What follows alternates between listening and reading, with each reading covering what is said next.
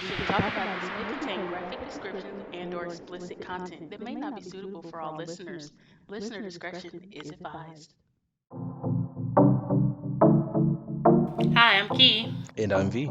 and this is We Shouldn't Talk About This.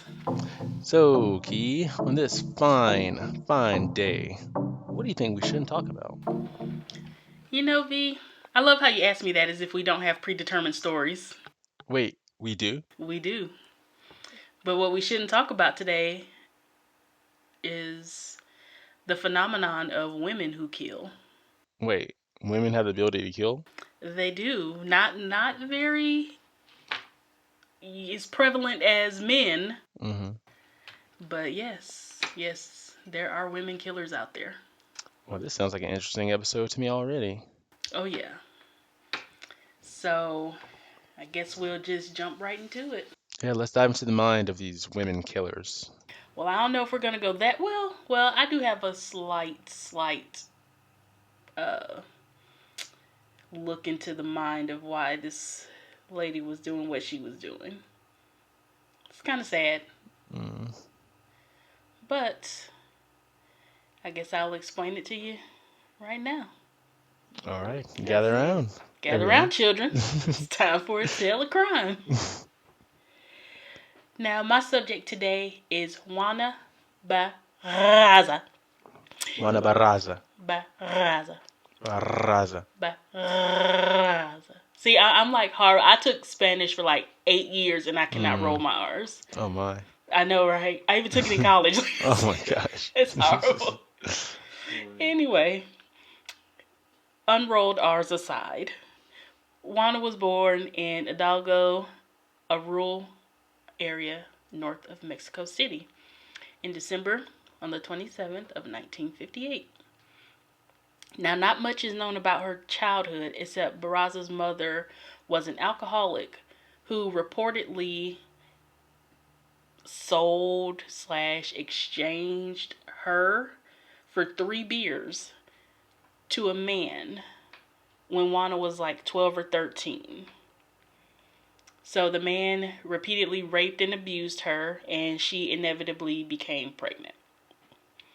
Now, she had 4 children in total, but her oldest son died from injuries sustained in a mugging.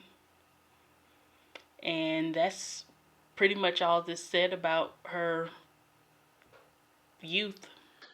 That's terrible. Yeah, Already.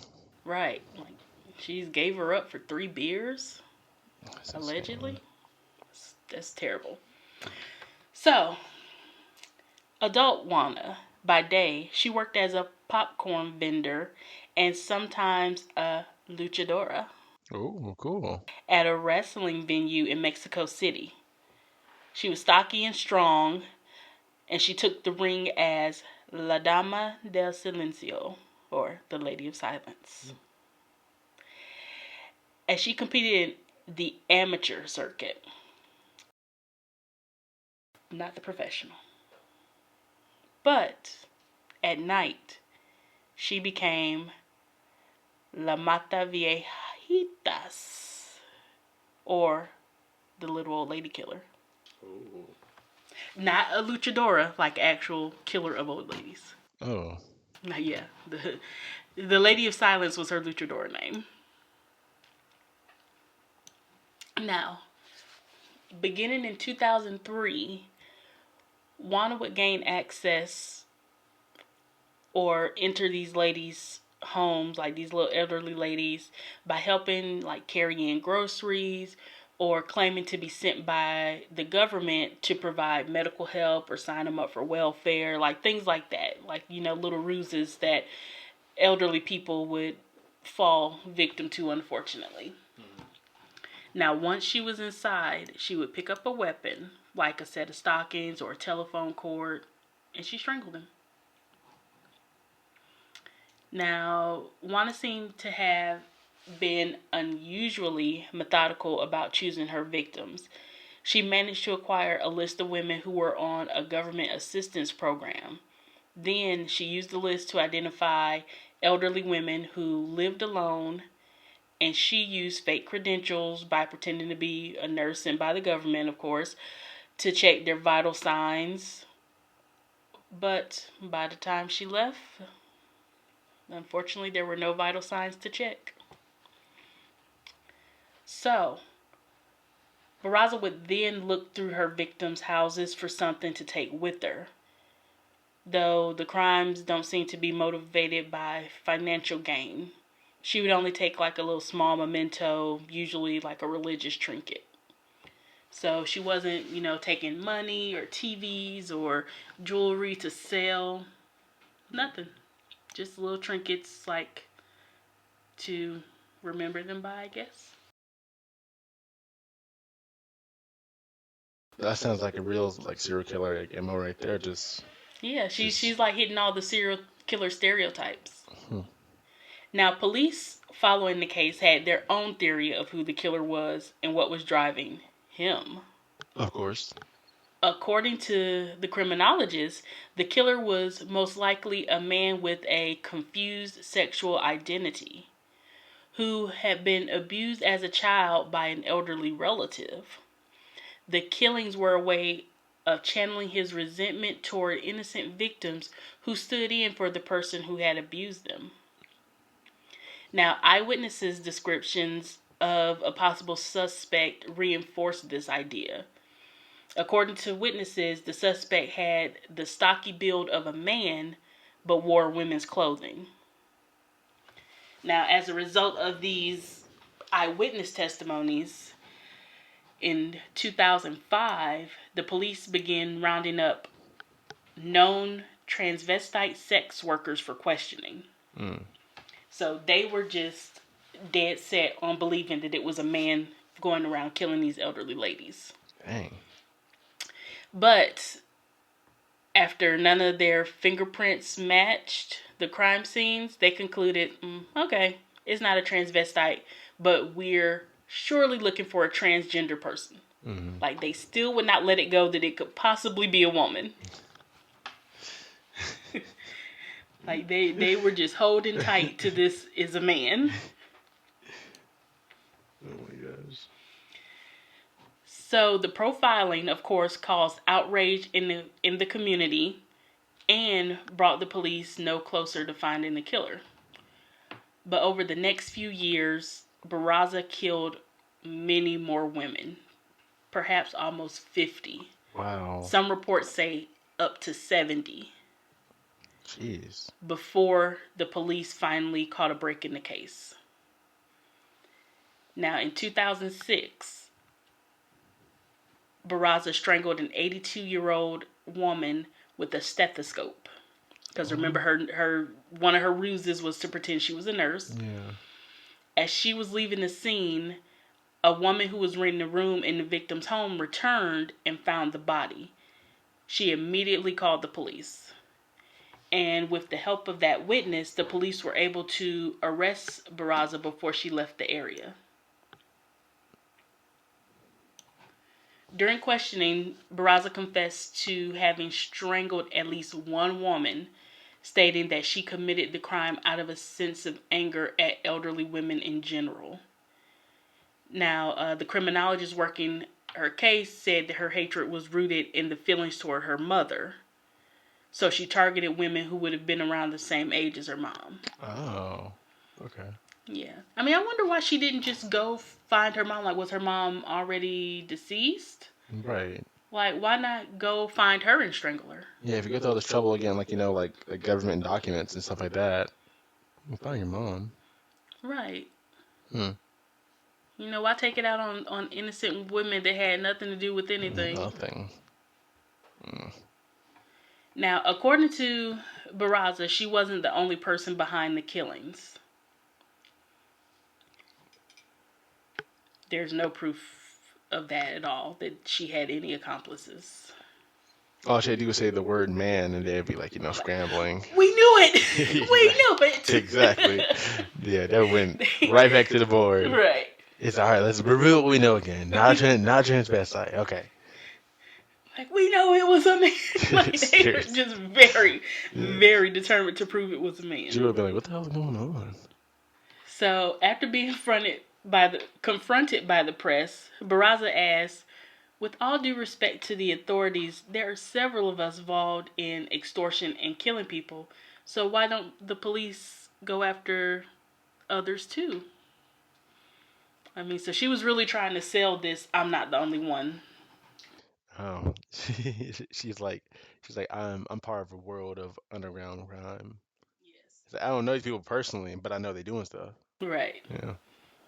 So they weren't buying what she was selling though. Hmm. Because according to the police, Barraza acted alone. They they tried their damnedest to make a man responsible, but They they just did. couldn't. They could not connect those dots. There's like, yeah, it's a luchador. You mean luchador? Right? Hmm. they they could match her fingerprints to the prints left behind at the scene of multiple murders while ruling out other possible suspects. So with the evidence they collected, they were able to charge Barraza with 16 different murders. Wow. But, again, she's believed to have killed anywhere from up to 50 to 70 elderly ladies. And though she claimed that she had only been responsible for one killing, she was convicted and sentenced to 759 years in prison. Okay. Right, like I thought America was harsh. We can just say life. You can say life in prison. You have a number on it. Right. Hey. It's like, you won't see the light of day until 2785, young lady. Right, like you can die, but your bones are gonna be here Yeah. for this whole Um, 759 they're years. serving. They're serving that sentence. Okay, so was she around? Was she doing this around the same area? Like her 50 to 70 old women, were they all in the same town? I'm guessing it was all Mexico City, maybe the surrounding areas. Because like Mexico City is the capital, and from what I hear, like Mexico City like does things differently because they're more like it's more of like a structured area, like Right. So I would think like they would have caught on fast if, but well, then again, I don't know, like so if a bunch of elderly women turned up dead, unless you see like signs of Strangulation or strangulation, you would think it's just natural causes. right. You're just like oh well, like the doctor's like, well, it looks like her heart just stopped, like her lungs gave out. So so I guess like I guess that keeps attention off you for so long. But when that Airbnb lady or whatever came home and saw it, it was like okay, like she literally got like strangled. Right. Yeah. And don't forget from 2003 to 2005, they were looking for either a transgender man, a transvestite, sex worker. Like they were only looking at men at this point. Yeah, yeah. So 2 years on a trail that has no warmth or cold on it, just a blank trail. Right. And she got caught in 2006, but that's because like you said, the lady came home and she was able to say that woman was Yeah, just here. you're right. Man, Like that man? it's like say no mujer. It's like Mm-mm. hombre. Oh man. Well, that was an interesting case. That Yeah, was I feel like that like this, is like her backstory is sad, and her killing spree was sad. right, right. It's, sad all the way around because if her mother hadn't done that, then she probably would not have grown up to become La Mata Viejitas. Hmm.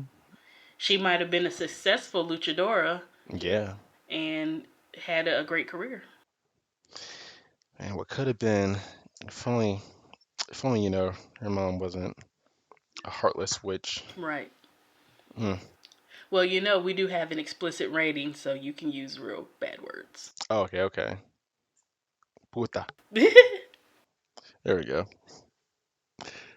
Okay. Let me take you north a little ways to Alabama. All right.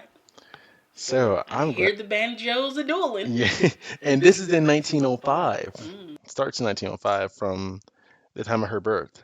I am talking about the Lonely Hearts Killer, the Ooh. giggling nanny serial killer, Ooh. Nanny Doss. Now, on the outside, Nanny looks like a kind-hearted mother and wife, but on the inside, she was a dark, unreasonable woman who had no remorse for the things she did. Dud. Excuse you.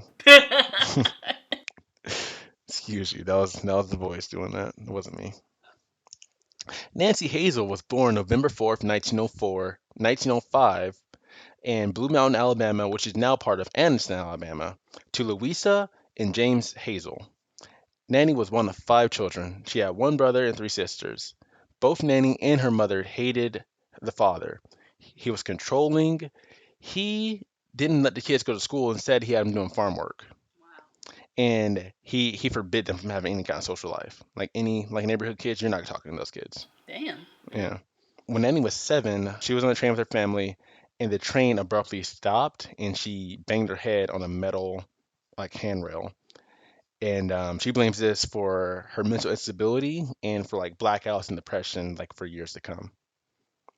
During her childhood, though, her favorite hobby was reading her mother's romance magazines Mm. and dreaming of her own romantic future.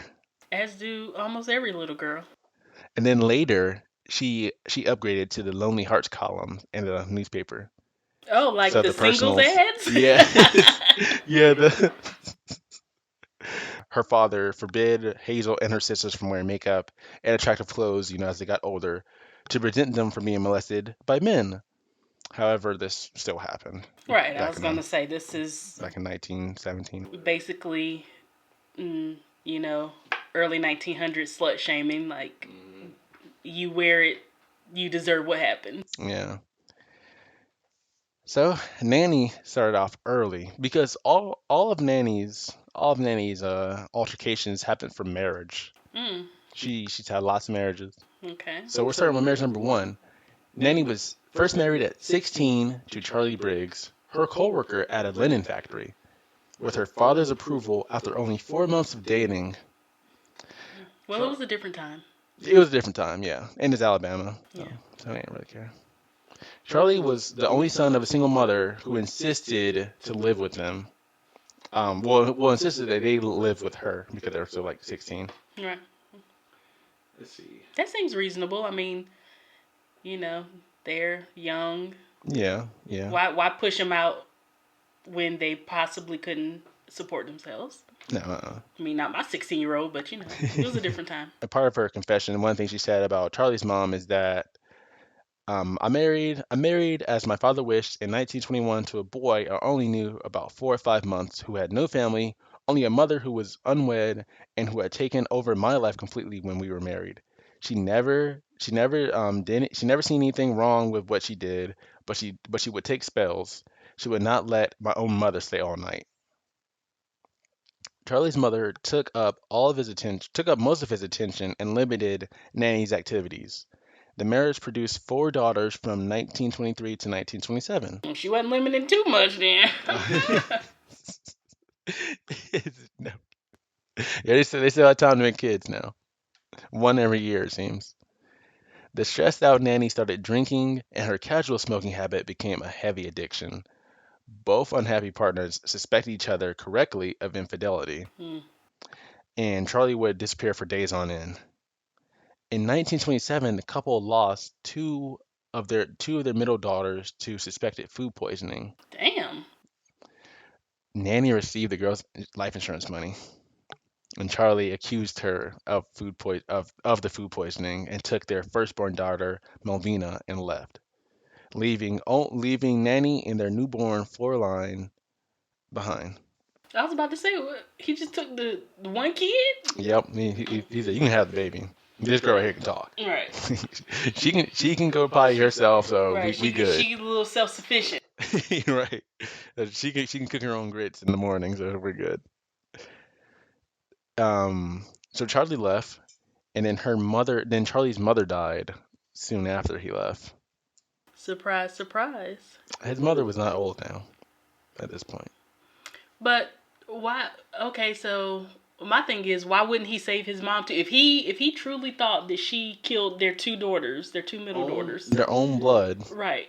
Why would you only take the one girl? Yeah. Not the other baby, not your mom. Like, your mom could have watched the baby. Yeah. Seriously, seriously. Like, why not just kick Nanny out? Like, I don't know. Something seems fishy on that side too. Yeah, that's true. So after she died, a year later in the summer of 1928, Charlie came back with accompanied by a divorcee with their own child. Hmm. Charlie and Nanny soon divorced, with Nanny taking her two girls back to her mother's home. And Charlie to this day, well, Charlie to the report still said like he left because he was frightened of her. He was not, he was not comfortable being with her. I mean, if you thought she killed her kids, then I am understanding why. Yeah, that's a crazy start to this whole thing. Right. And that's just husband number one. That's husband number one. That's time for number two. So Nancy then turned to romance novels and began to seek out a new partner. Continuing her writing after moving back to Alabama, Nanny caught the attention of 23-year-old Robert Franklin Harrelson. They met and married in 1929. They lived in Jacksonville with Nanny's two daughters, and after a few months, she discovered that he was an alcoholic with a history of criminal charges. Despite this, the marriage lasted 16 long years. Wow. Um, now, now, Nanny's oldest daughter gave birth to her first son in 1943, and then another baby came 2 years later, but died soon after that. But it's reported that Malvina, the daughter, was exhausted from labor, and she thought she saw her mother stick a hat pin in the baby's head. And when she asked her husband and sister for clarification, they said Nanny had told them the baby was dead, and they noticed that she was holding the pin, and the doctors couldn't give a positive explanation on what happened to the baby. This sounds like Nanny is a little ticky in the head. Yeah, if something doesn't go Nanny's way, she does not bat an eye at killing it. I see. The grieving parents split apart, and Malvina then started dating a soldier. Nanny disapproved of him, and while Malvina was visiting her father after a fight with Nanny, her son Robert died mysteriously under Nanny's care in 1945. Damn, so she killed both her grandkids? Damn, Nanny. The death was diagnosed as asphyxia from unknown causes, and 2 months later, Nanny received $500 of life insurance money that she'd taken out on Robert, the baby or the child. Come on, people. If that's not a red flag, then I don't know what is. Exactly.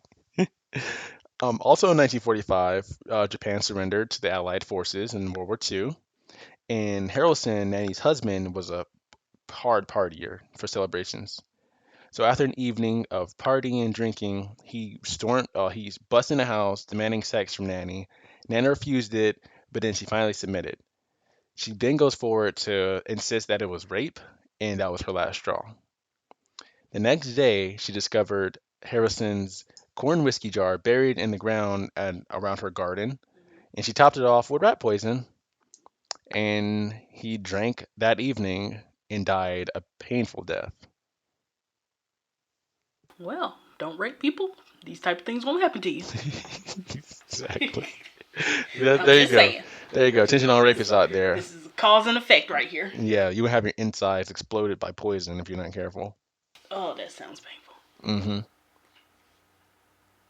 Nanny met her third husband, Arlie Lanning, through another Lonely Hearts column while traveling in Lexington, North Carolina, and married him 3 days later. Another red flag, sir. You're on a chopping block. Like Harrelson, Lanning was an alcoholic womanizer also. But in the marriage, it was Nanny who often disappeared for months on end. But when she was home, she played the doting housewife. And when he died from what was said to be heart failure, the townspeople supported her at his funeral. Soon after, Lanning's house was like supposed to be left to his sister in his will, but Nanny burned it down. Whoa, that was petty. And she and she collected that insurance money. Damn.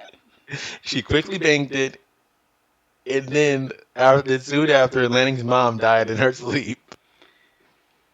Okay, she's just getting outrageous at this point. She's just getting outrageous. I hate this story so much because Nanny, she killed anyone in her path, and it's so sad and so unfortunate, but it's just so crazy that she got away with this for so long. It is Right, so like crazy. one person having all these deaths around them, that's not suspicious to anybody? Mm-mm. So then, Nanny leaves North Carolina and ended up at her sister Dovey's home. Dovey was bedridden, and soon after Nanny arrived, Dawsey died. God damn. So any minor inconvenience, she is ready to take you out. Exactly. Wow. At the prime age of 47, Nanny realized that she's starting to lose her looks. Oh my.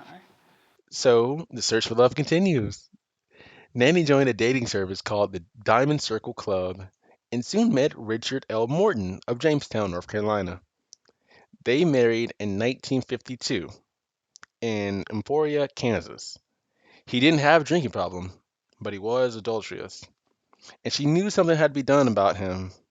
Though before she began properly partying, hold on.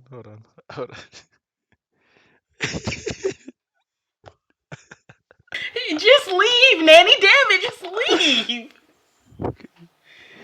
How are you just running around just killing people just willy nilly? Nanny didn't give a fuck about She really anybody. didn't. She just knew she had to be married. And if one thing is wrong, if the Like, dude coughs wrong, he's gonna right. kill you. You're gonna die, dude. Any little thing. Oh my goodness. Okay, continue. Okay, so she knew something had to be done about him. Though before she began to properly plan, her elderly mother had to move in. Oh god, now her mama about to die. I know it. I just feel it. knowing, knowing that she could not kill her husband without her mother noticing, something had to be done about her mother. She, she poisoned her mother in January of 1953, and a few months later, Morton died in May of 1953. Nanny then married Samuel Dawes in June of 1953. I'm just like you said. How did this go on for so long? She is a bounce back champion. She is so fast. Like she obviously pulls. She pulls men somehow. Like she just has no remorse. She. Oh my gosh. I can't wait for you to see the picture. You'll think there's no way this is the same lady.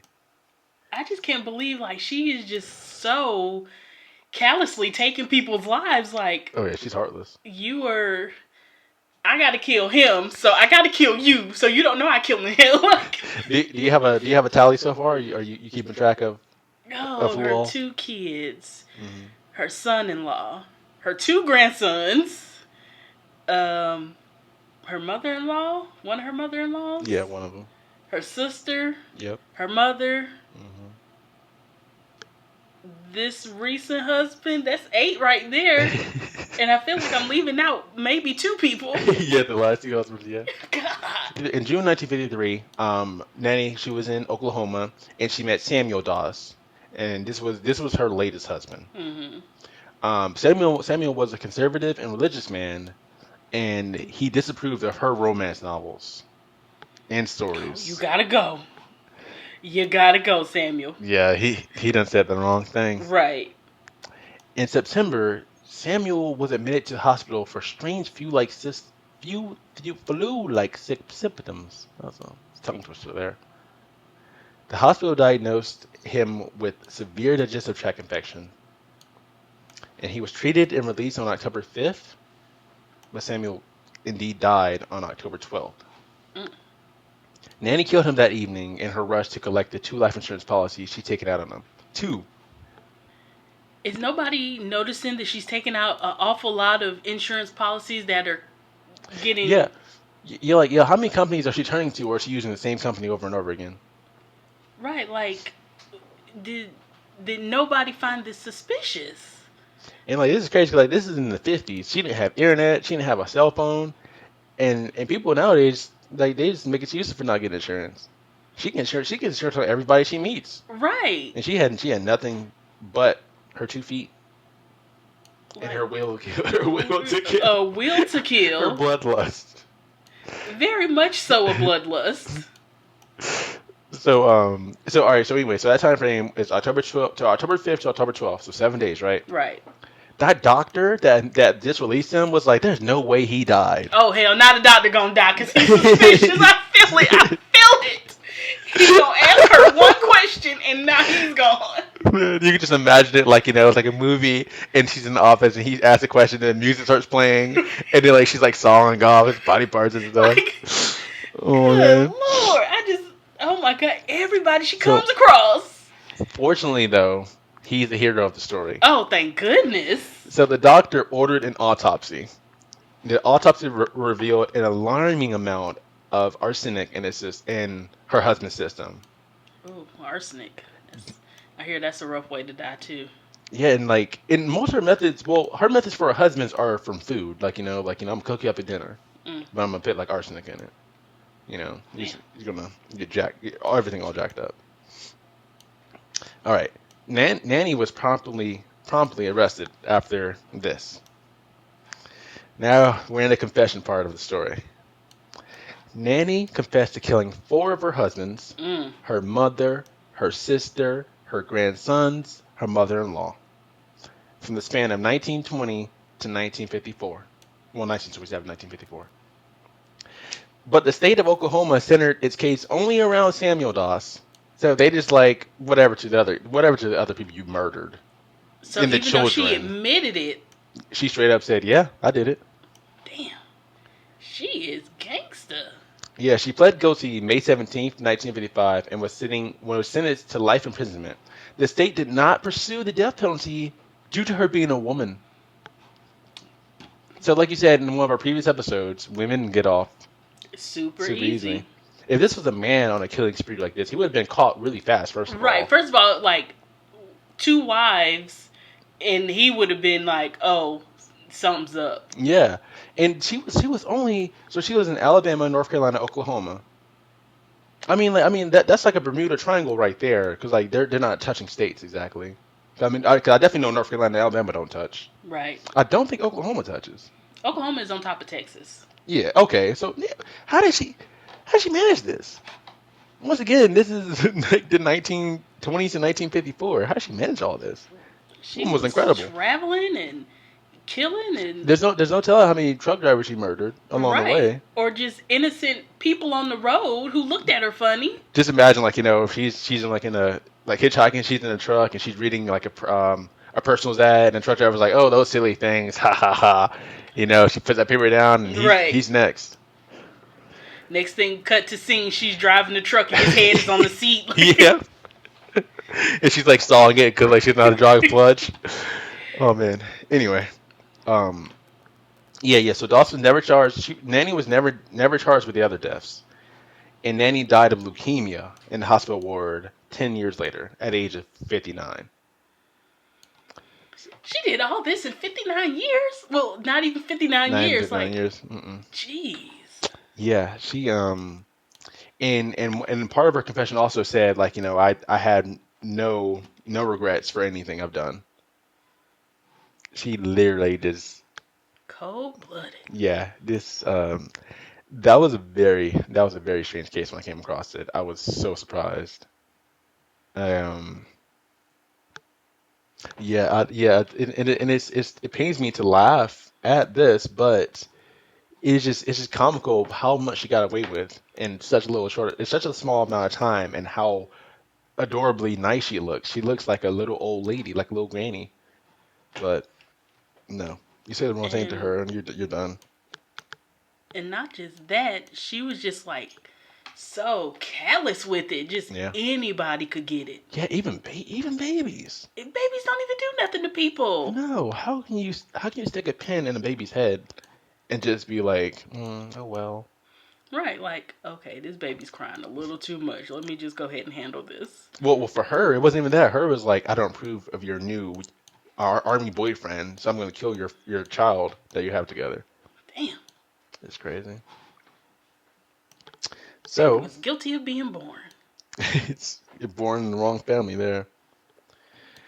So that was Nancy Hazel. That was rough. Like she was crazy. She was crazy. She was crazy. But in the time of no DNA, like I could see, probably not as stringent toxicology tests. Like until that doctor was like, "Come on, people." Yeah, it's like I Like just let him out last week. There's no right, way he's dead. like he was not sick enough to die that quick. Mm-hmm. Until a doctor actually, he didn't even See, put two and two together. He was just like, that seems strange, yeah. and that's all it took. Yeah, he's one of autopsy to see what he did wrong. He Right. made sure he wanted to fact check him on himself. But then he was like, wait a second, I didn't put arsenic in him. Hmm. Well, But like that's where Nancy slipped. That's where Nanny slipped up though. For Samuel going to the hospital versus like him dying immediately. Right. That's where she slipped up. Right.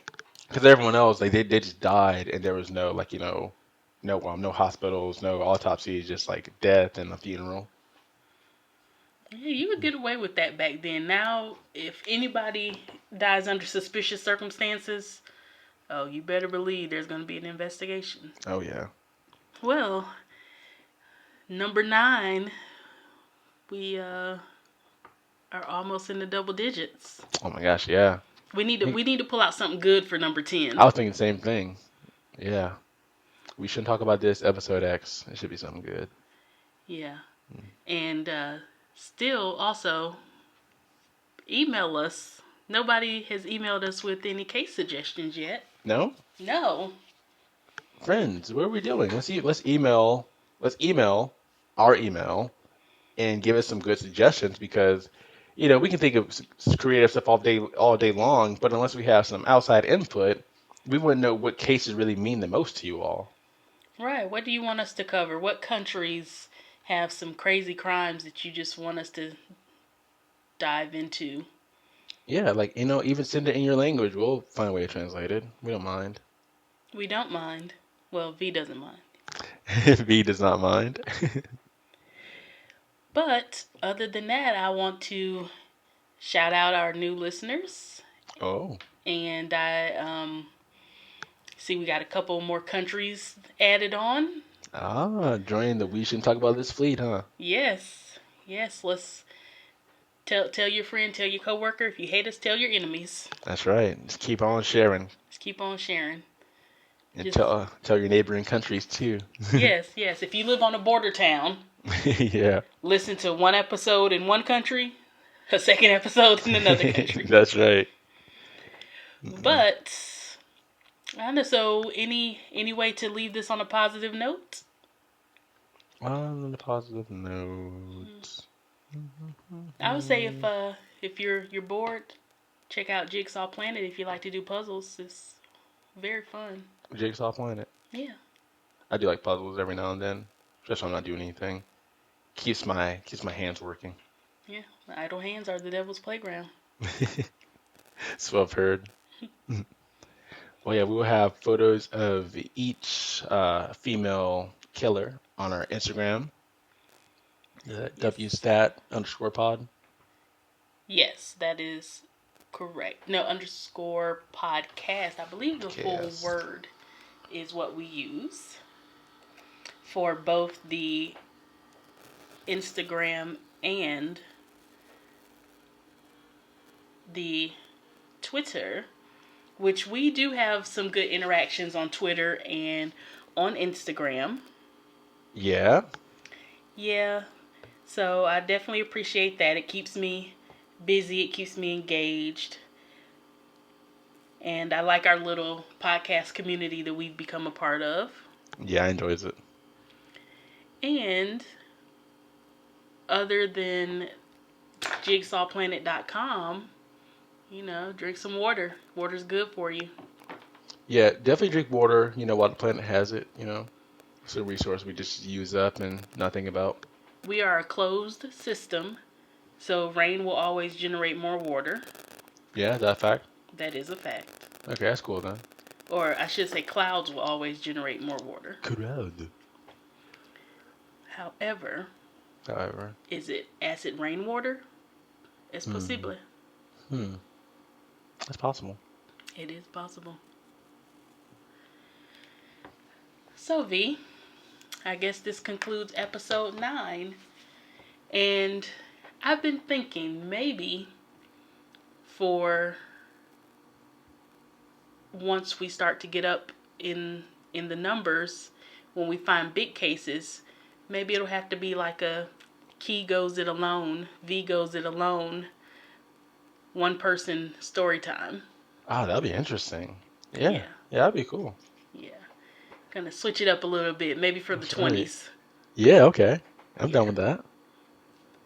I hope hopefully listeners are ready for some extremely fun accents coming out when V does his alone. Yes, and some extremely fun, smarmy comments from me.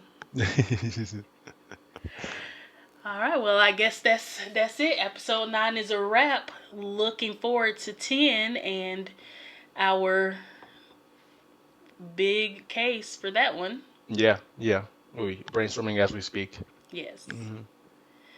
So, everybody, I'm Key. And I'm V. And thanks for joining us on We Shouldn't Talk About This. So long. Bye.